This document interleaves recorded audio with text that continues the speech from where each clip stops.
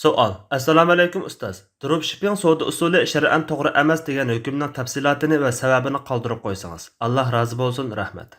Javob. Va alaykum assalom va rahmatulloh. Dropshipping savdo usuli shariat o'lchimida noto'g'ridir. Shunga bu tijoratga kirishdan avval hukmini bilish zarur.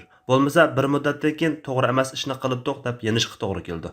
Dropshipping savdo usulining shar'an to'g'ri bo'lmasligining sababi bu savdo o'z ilgida bo'lmaganini setishdan iborat bo'lib, bu savdoda tig'i savdo qilib olmagan narsani boshqalarga sotadi.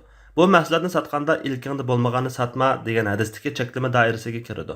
Bu savdodagi sotquchini vositachi deganimi bo'lmaydi. Chunki sotquchi mahsulotni vositachi sifatida emas, o'zining mulki sifatida sotadi.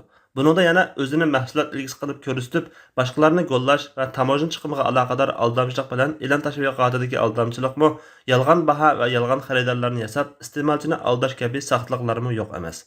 Alloh eng to'g'risini bilguchidir. Fatvoda doktor Abdul Aziz rahmatulloh.